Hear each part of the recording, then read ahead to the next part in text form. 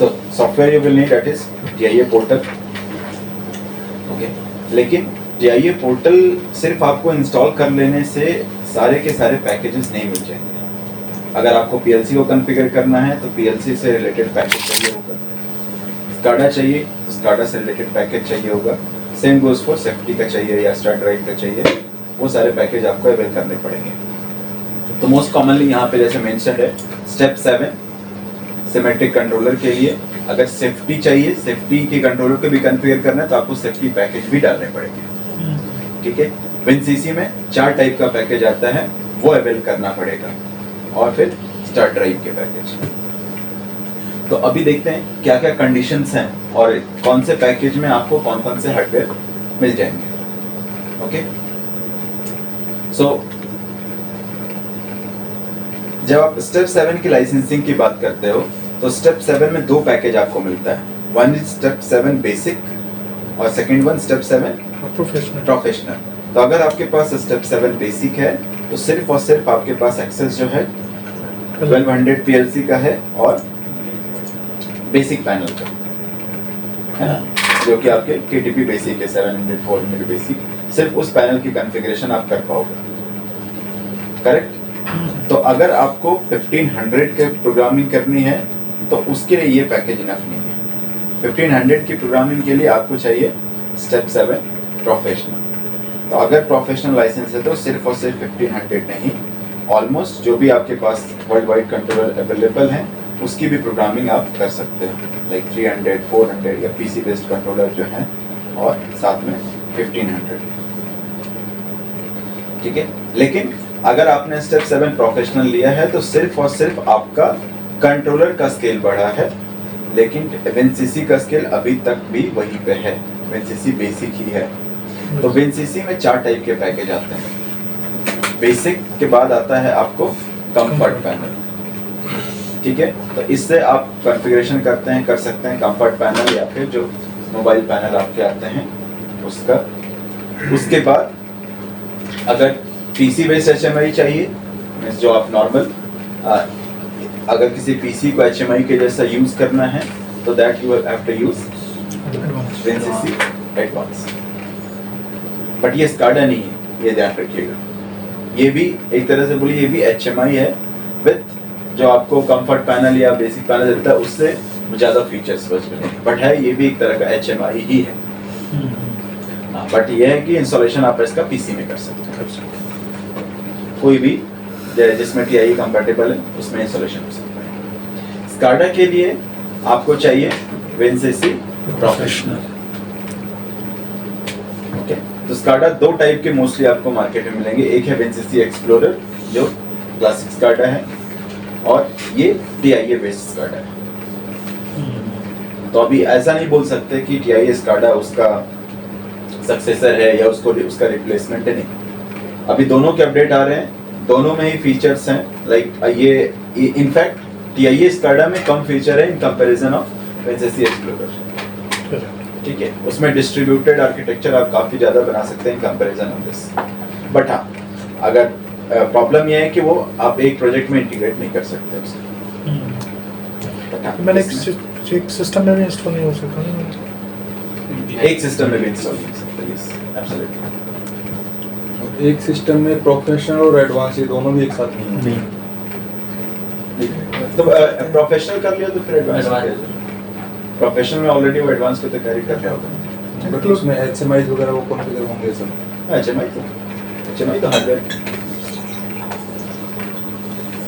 Restriction सिर्फ इतना है कि आप WinCC एक्सप्लोरर और WinCC प्रोफेशनल एक साथ इंस्टॉल नहीं कर सकते, और WinCC प्रोफेशनल के 2 वर्जन एक साथ इंस्टॉल नहीं हो सकते। ठीक है, हाँ, TIA 2 वर्जन एक साथ इंस्टॉल हो जाएंगे, WinCC प्रोफेशनल के 2 वर्जन एक साथ इंस्टॉल। अगर 15 का एडवांस इंस्टॉल्ड है और आप 16 का प्रोफेशनल इंस्टॉल कर रहे हैं तो नहीं हो पाएगा। मेरा क्रेडिट पर्पस वो है, सेम वर्जन में कोई इशू नहीं। अच्छा, TIA वर्जन अलग है फिर भी नहीं होता। TIA का वर्जन अलग है, फिर भी इंस्टॉल नहीं कर पाओगे प्रोफेशनल एडवांस। प्रोफेशनल की नॉर्मल TIA होगा आपका, जो स्टेप 7 है वो हो जाएगा। हाँ, वो तो कर रखा है बहुत।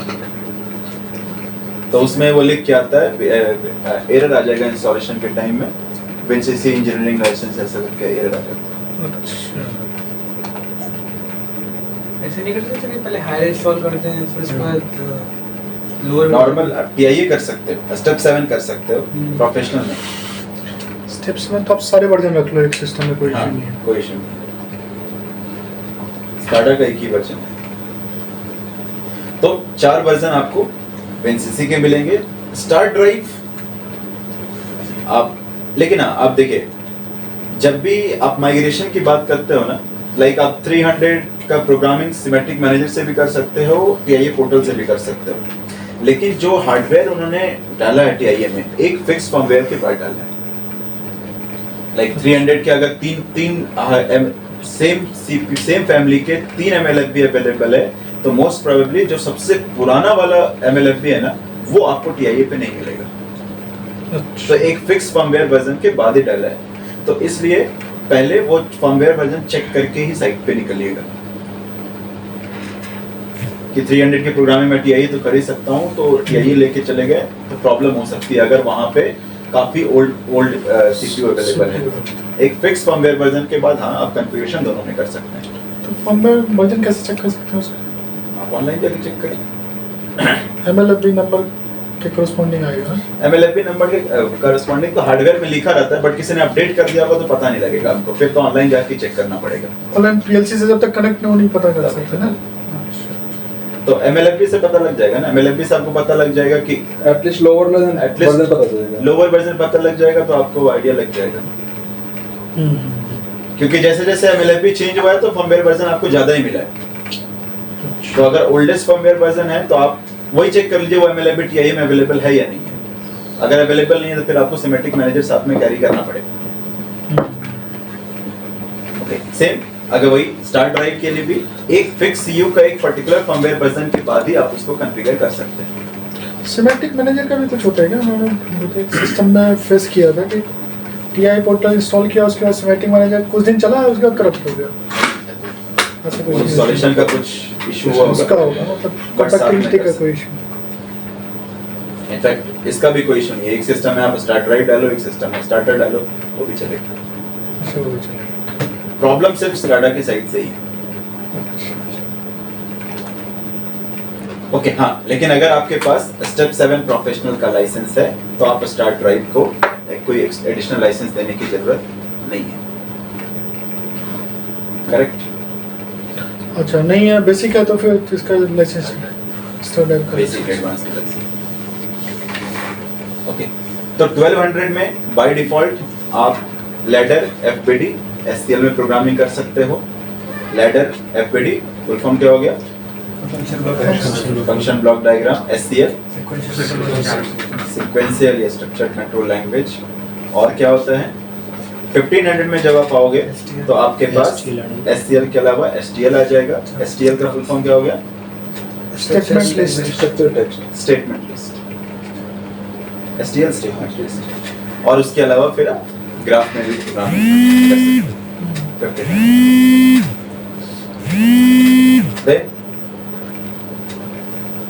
विनसीसी basic is always part of step 7, ठीक है। और अगर उसके अलावा कोई आपको सेफ्टी वगैरह चाहिए तो आपको वो अवेल करना पड़ेगा, सेफ्टी का पैकेज।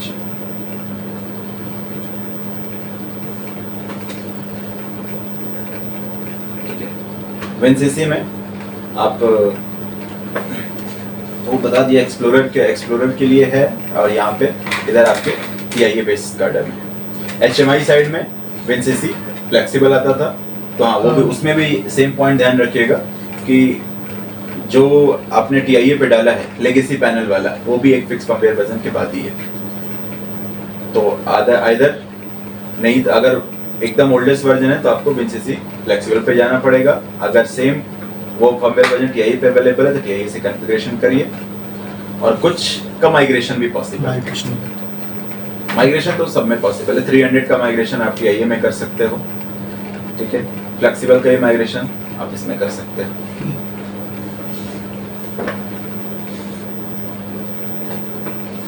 ये जो बताया था, no additional license required if you have step 7 professional. आप आपके लाइसेंस का टेक केयर करेगा ऑटोमेशन लाइसेंस मैनेजर।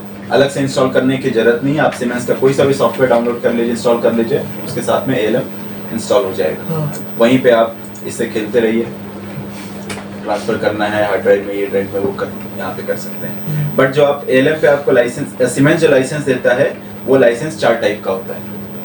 4 टाइप के लाइसेंस अवेलेबल हैं। First one is free of cost, जो कि है आपका ट्रायल लाइसेंस। ट्रायल लाइसेंस सिर्फ और सिर्फ 21 डेज के लिए है, ठीक है। ट्रायल लाइसेंस के बाद आता है रेंटल लाइसेंस। मतलब कि अभी आप समझ लीजिए आपको कोई प्रोडक्ट लेना है बट आप श्योर नहीं हो, आपको उसका प्रोडक्टिविटी चेक करना है या प्रोडक्शन करा के चेक करना है कि इनफ कंपैटिबल है या नहीं है। तो अगर उसकी कंपैटिबिलिटी, उसका आपको टेस्ट करने में 21 दिन से ज़्यादा लगेगा तो क्या कर सकते हैं, क्या करेंगे आप? उस केस में आप रेंटल लाइसेंस ले सकते हो। अच्छा। तो रेंटल लाइसेंस आपको 90 से लेकर के 365 दिन का मिलता है। तो उतने दिन का आप लाइसेंस परचेज कर लीजिए, आपको उतने ही कॉस्ट मिलेगा, ठीक है। इसके अलावा फिर लाइफ टाइम के लिए आपको लाइसेंस मिलते हैं, या फिर सिंगल लाइसेंस या फिर फ्लोटिंग लाइसेंस, ठीक है। सिंगल लाइसेंस एक सिस्टम पे आप इंस्टॉल करो, ठीक है। Floating license in different system पे आप इंस्टॉल कर सकते हो, but one at a time. कोई भी लाइसेंस का रिस्ट्रिक्शन कुछ भी नहीं है, सारे के सारे फंक्शनलिटी आप अवेल कर सकते हो, सिर्फ और सिर्फ रेस्ट्रिक्शन नंबर ऑफ डेज का, ठीक है। तो 4 फॉर्म में आपको लाइसेंस मिलेंगे। फ्लोटिंग कैसे यूज करेंगे सर उसको मल्टीपर्पज में? फ्लोटिंग में ट्रांसफर। फ्लोटिंग में आप सबसे बेस्ट वे है कि अगर 5 लोग की टीम है तो उस लाइसेंस को जो फोल्डर होगा ना उसको नेटवर्क पर रख दीजिए। वो नेटवर्क फोल्डर सबको एक्सेसिबल है, जिसको जो यूज करना है वो लाइसेंस यूज करेगा वो। मतलब नेटवर्क पे ही कर सकते हैं बेसिकली। नहीं तो फिर एक एक करके करना पड़ेगा ना ट्रांसफर। आपने यहाँ से लिया फिर ट्रांसफर करके दूसरे सिंगल को पे भी दिया, कर सकते हैं। दूसरे को दिया। सिंगल का फिक्स होता है क्या इस सिस्टम में?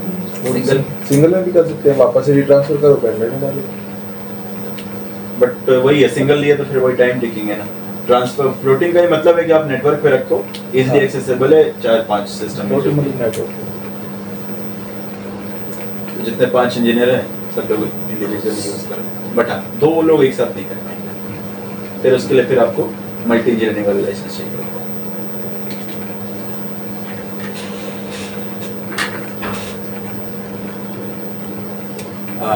ये या फिर सीमेंस की कंपैटिबिलिटी आपको विंडोज के साथ ही मिलेगी। विंडोज बेस्ड अगर आपके पास कोई विंडोज ऑपरेटिंग सिस्टम है तो ही इंस्टॉल कर सकते हैं। तो अगर आपके पास विंडोज बेस्ड इंस्टॉलेशन नहीं है फिर भी आप अगर इंस्टॉल करना चाहते हैं तो आप यूज कर सकते हो वर्चुअल मशीन से। लाइक अगर आपके पास मैक का ओएस है तो मैक हटा करके विंडोज लेने की जरूरत नहीं है, वर्चुअल मशीन इंस्टॉल करिए, उसमें फिर जो आपका गेस्ट ऑपरेटिंग सिस्टम है उसमें आपको विंडोज डालना पड़ेगा। विंडोज डालने के बाद आप प्रॉपर इंस्टॉलेशन कर सकते हो। सेम स्टोरी फॉर उसके लिए भी, अगर आपको प्रोफेशनल और इसका एक सा चलाना है एक को VM में डाल के आप यूज करिए। तो सीमेंस आपको एक्सेल सीट भी देता है with the name of compatibility too. Okay, कौन सा वर्जन कौन सा सिस्टम के लिए कंपैटिबल है वो आपको यहाँ पे पूरे इस कंपैटिबिलिटी टूल में मिल जाएगा। एंट्री आईडी आप नोट कर सकते हो 64847778। तो वर्जन 16 वर्जन 17 18 की क्या कंपैटिबिलिटी है आप यहाँ पे आके चेक कर सकते हैं। नॉट ओनली फॉर जितने भी सॉफ्टवेयर है सबकी कंपैटिबिलिटी आपको यहाँ पे दिख जाएगी।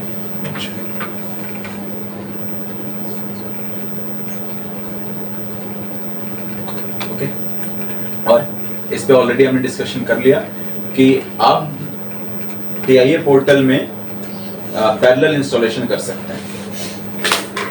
ठीक है, जो मैं बात कर रहा हूँ सिर्फ और सिर्फ स्टेप 7 की बात कर रहा हूँ। तो जैसे इन पिक्चर आप देख सकते हो वर्जन 13, 15, 14, 16 अवेलेबल है। बट पैरेलल इंस्टॉलेशन करने की रिक्वायरमेंट क्यों है? साइट पे जाना पड़ता है सर, अपलोड वहाँ वाली 13 में है तो फिर 13 से ही अपलोड होगा वो। बस यही एक रीजन के कारण आपको डिफरेंट पैरेलल इंस्टेंस मेंटेन करके रखने पड़ते हैं। क्योंकि जो आपका रेस्ट्रिक्शन है वो रेस्ट्रिक्शन है अपलोड का। अगर किसी ने 13 से डाउनलोड कर दिया है तो इवन आप वर्जन 18 लेकर के आ जाओ, आप उससे अपलोड नहीं कर पाएंगे। आपको वर्जन 13 से ही इंस्टॉल करना अपलोड करना पड़ेगा।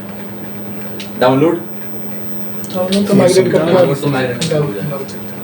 नहीं, अगर वर्जन 13 है आपके पास, वर्जन 18 से आप डाउनलोड कर सकते हैं सेम कंट्रोलर में।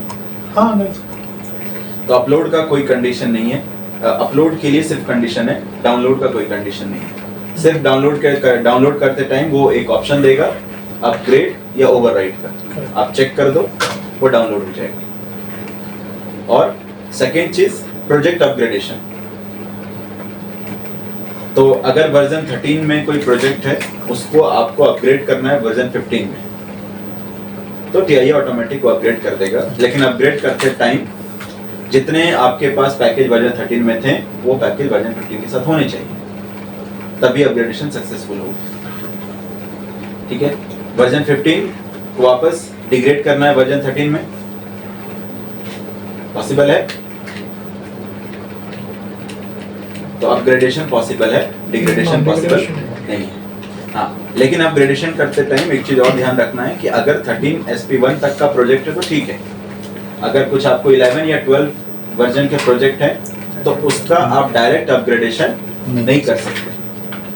अगर आपको 15 में करना है या 14 में करना है तो पहले उसको 13 SP1 में अपग्रेड करना पड़ेगा, उसके बाद आप फिर 15, 14, 16 में कर सकते हैं। ठीक है,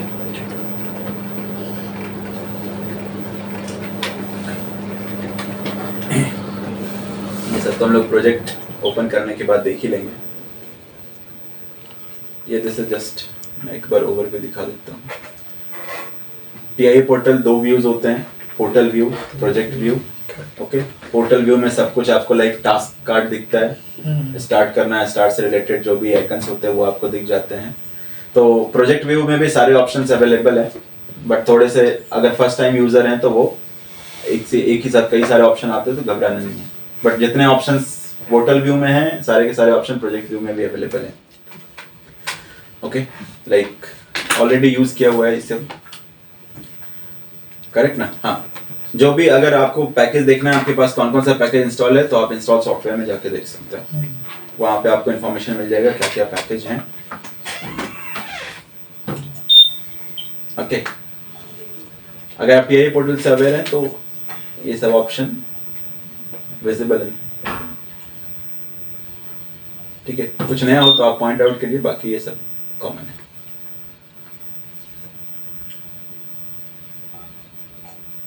हाँ, ये सिमेट्रिक कार्ड रीडर, यहीं से आके आपको कार्ड का एक्सेस करना है।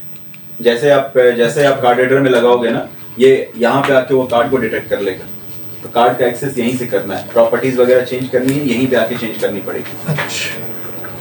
ठीक है, तो अभी जिनके लैपटॉप में स्लॉट है ना वो चेक भी कर लेना आप। ठीक। प्रोजेक्ट ट्रेस एंड मेजरमेंट, जो आप ट्रेसेस वगैरह सेव करेंगे तो वो आपको ट्रेस में ही सेव होगा।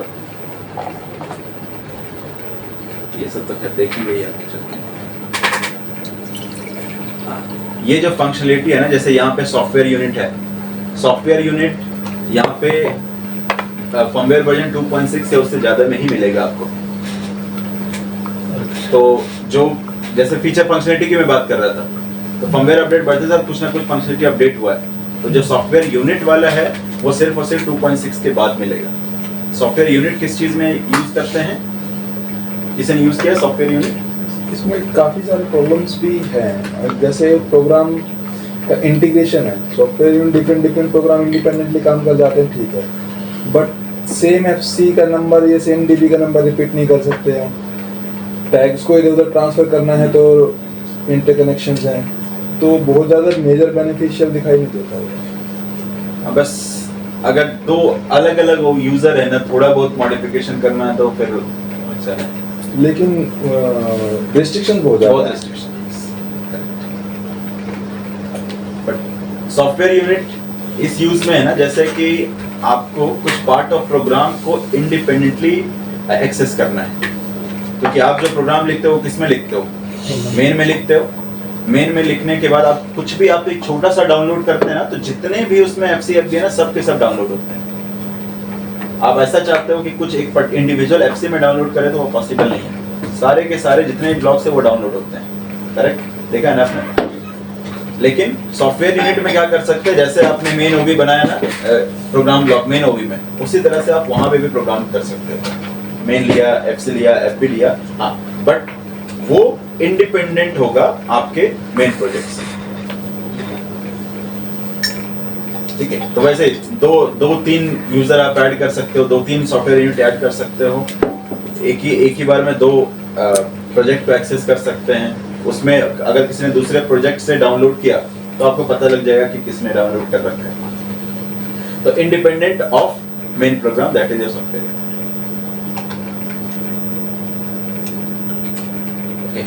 Programme block, PLC programs, PLC tags. यहाँ पे जो आपके 300 में UDT के नाम से आता था, यहाँ पे PLC डेटा टाइप के नाम से। वाच टेबल, फोर्स टेबल, यहाँ पे ट्रेस की कॉन्फ़िगरेशन आप कर सकते हो। जो आपके सेंट्रल मॉड्यूल्स में लगे हुए हैं वो आपको यहाँ पे दिख जाएंगे, और जो डिस्ट्रीब्यूटेड IOs हैं या टेलीग्राम वगैरह जो आप कॉन्फ़िगर करते हैं वो आपको यहाँ पे दिख जाएंगे। सो टास्क कार्ड, आप कोई सा भी टास्क को ओपन करो, क्लोज करो, हाइड करो, वो सारे फंक्शनलिटी आपको अवेलेबल होंगे। ठीक है, नीचे आपको इन्फॉर्मेशन मिल जाते हैं, लाइक अगर आप कंपाइल करते हो क्या एरर आया, cross particular individual cross reference में मिल जाएगा आपको, डायग्नोस्टिक्स मिल सकता है। हर बार आपको डायग्नोस्टिक बफर में जाने की जरूरत नहीं है, वहाँ पे नॉर्मल डायग्नोस्टिक्स मिल जाएगा, तो जिसको हम लोग इंस्पेक्टर विंडो बोलते हैं।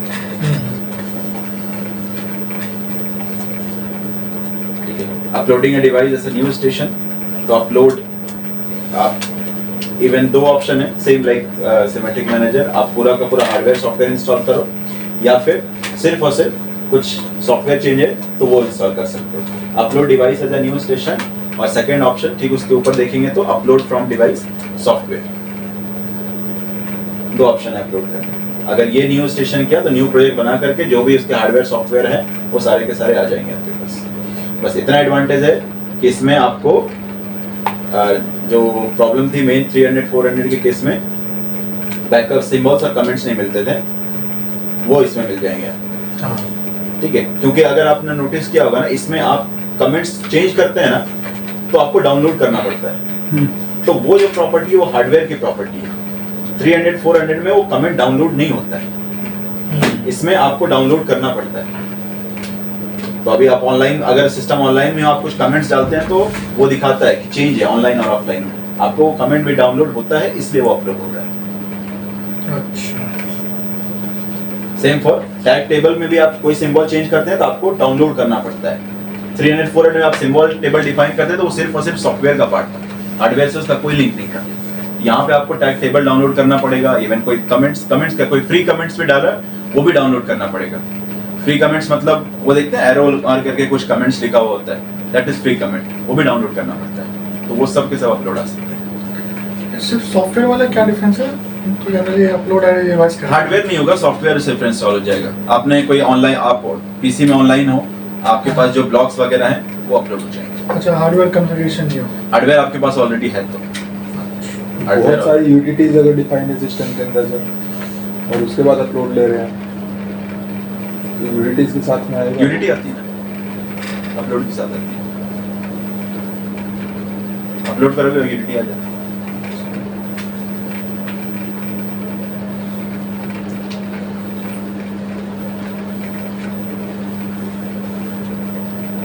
फिर अपलोड कर लिया आपने, आपके पास कंपैरिजन भी अवेलेबल है, same feature, online offline comparison या offline offline comparison both available हैं। तो ये आपको पहुंचाता है एक्सरसाइज 1 पे। अभी TIA सिलेक्शन 2 देखेंगे। ठीक है।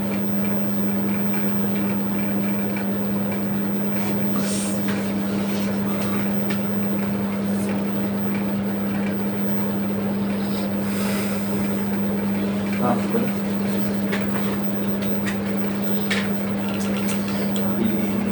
कितना टाइम लगेगा? एक लोग के ही बनाना है। कितने मिलेगा? हाँ ठीक है, मेरे को डिटेल्स भेज कर अपना बताऊंगा। हाँ रजिस्ट्रेशन वो एक्सेल सीडी भेज दें। ठीक है, यूज़ करना आता है ना?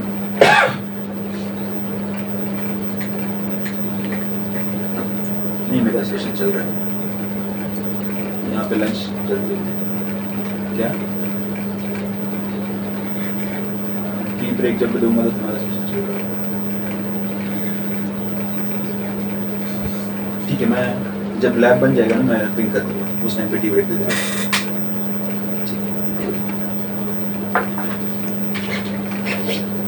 क्या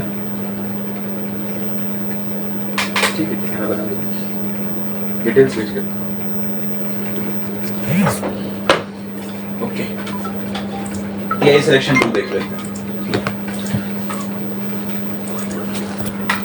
आगे।